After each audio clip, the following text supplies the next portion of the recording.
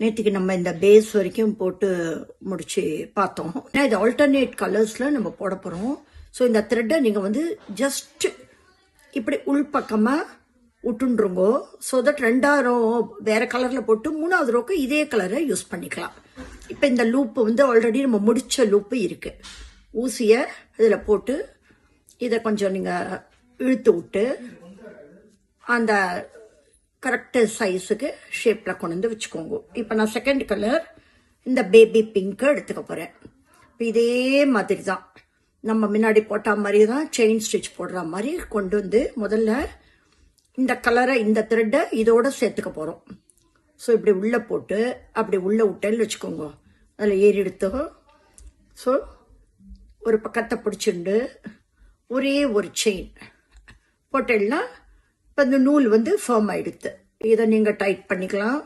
இந்த ஆரஞ்சு நூலையும் இழுத்து விட்டு கரெக்டாக நல்லா tight பண்ணிட்டுருங்கோ.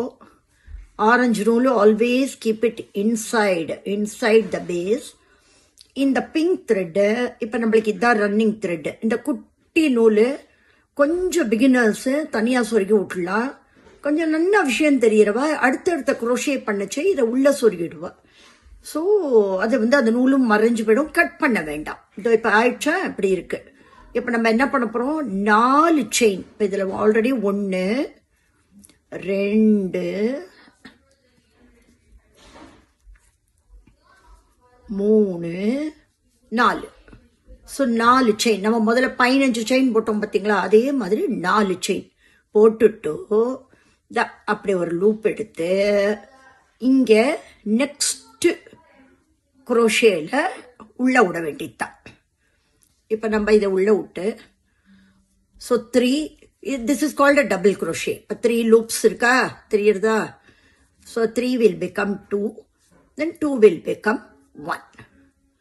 So this is the first DC we are making for the second row.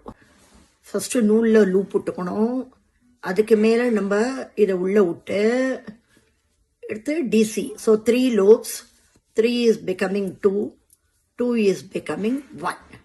So முதல் பேஸில் பண்ண அதே தையல் தான் இப்போ முழுஷா நம்ம இந்த ரோக்கு ஃபுல்லாக போட போகிறோம். ஸோ இதே லூப்பில் ஒட்டுக்கோங்க. ஓட்ட மேலே இழுங்கோ. 2 3 become 2, 2 has become 1. இப்போ பாருங்கோ, இந்த பேஸ்லேருந்து நம்ம இந்த இன்னொரு கலரை இப்போ ஜாயின் பண்ண ஆரம்பிக்கிறோம். ஸோ இப்போ நான் வந்து ஒரு 4-5 உங்களுக்கு போட்டு காமிக்கிறேன். ஒரு லூப் விட்டுக்கிறோம். இதில் வந்து எடுத்துக்கிறோம். கீழேந்து மேலே கொண்டு வரோம்.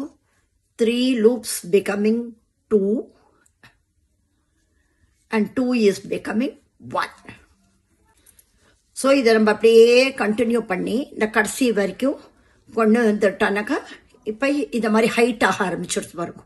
ஸோ இந்த பர்ஸோடைய சைடு வெர்டிக்கல் ஹைட்ஸ் வந்து we are making just 5 rows or 6 rows. I will show you after finishing the 5 rows or 6 rows as per the need. And with that we are completing the valet bottom portion. Next செஷனில் நான் வந்து அந்த cover அதை மூடினாப்பில் போட்டு ஒரு button வச்சு அதை மூடினா உங்களுக்கு ஐபேட் உள்ள சேஃபாக இருக்கும். இல்லை பர்ஸ் பணம் வச்சிருந்தாலும் அது உள்ள சேஃபாக இருக்கும். So that will be the next session.